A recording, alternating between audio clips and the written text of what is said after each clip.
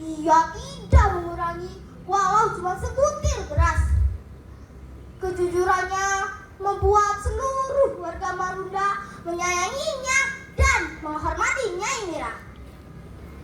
Nah, setiap sore hari di halaman rumahnya berbekal cukin terikat erat di pinggang, Nyai Mira selalu mengasah fisik dan jurus-jurus silatnya dengan penuh disiplin.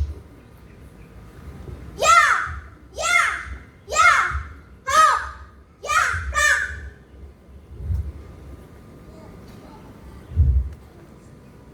Wus, wus, ya.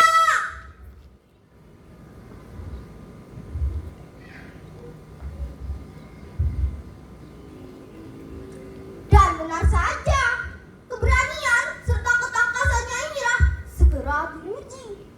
Suatu sore hari, saat warga Marunda ingin bersiap-siap untuk beribadah maghrib, terdengar teriakan histeris dari arah dermaga.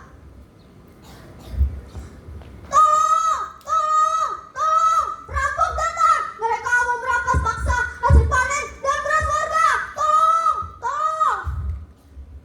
Sekelompok perampok datang dengan perampok yang gahar sedang mengintimidasi warga desa yang lemah.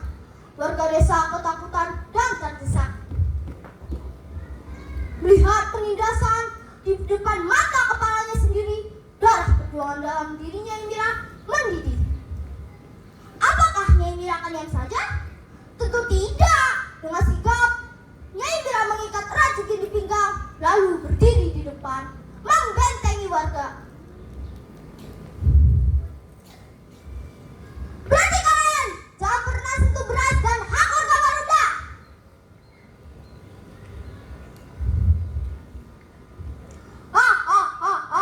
Hanya seorang perempuan Betawi yang mau menghalangi kami. Serang!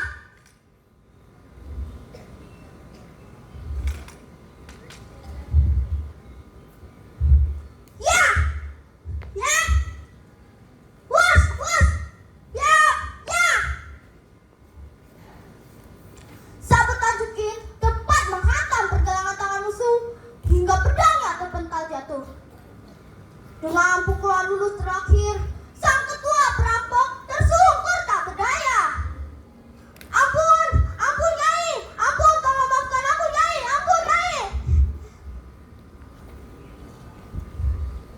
Anak buah perampok yang ketakutan lari berhamburan.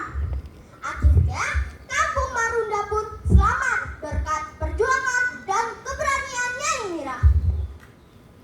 Meskipun memiliki ilmu silat yang tinggi dan baru saja menjadi pahlawan, Nyai Mira sedikit pun tidak merasakan jumawa atau sombong. Suatu hari, datanglah seorang pedagang pendatang dari negeri Tiongkok yang bernama Toh Ah Yong. Kapalnya karam dihantam badai di Laut Marunda, dan ia terdampar di pantai dalam keadaan sakit keras.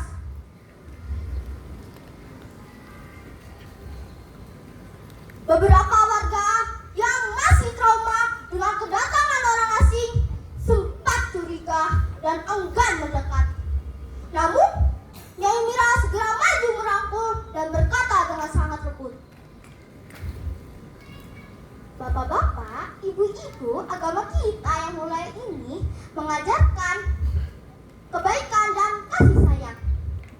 Perbedaan asal-usul maupun suku atau budaya bukanlah penghalang untuk kita saling tolong. Kemanusiaan itu tidak memandang warna kulit atau kuasa." Nyai Mira merawat Toh Ah Yong hingga sembuh total. Ketulusan Nyai Mira menyadarkan seluruh warga Marunda akan indahnya toleransi dan persaudaraan sesama.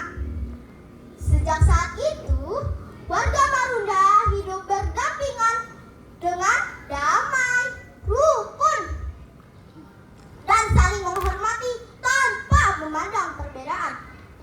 Teman-teman dan Dewan Juri, Nyai Mira telah membuktikan bahwa seorang perempuan bisa menjadi pahlawan sejati. bukan hanya karena ilmu silat yang tinggi, tetapi karena keagungan akhlak dan keteguhan hatinya. Mari kawan-kawan, kita teladani semangatnya Indira untuk menjadi generasi Jakarta yang cerdas, berani, jujur, dan berakhlak mulia. Terima kasih yang sudah mendengarkan dan menonton. Salam literasi. Sekian cerita dari saya. Wabillahi taufiq wal hidayah. Wassalamualaikum warahmatullahi wabarakatuh.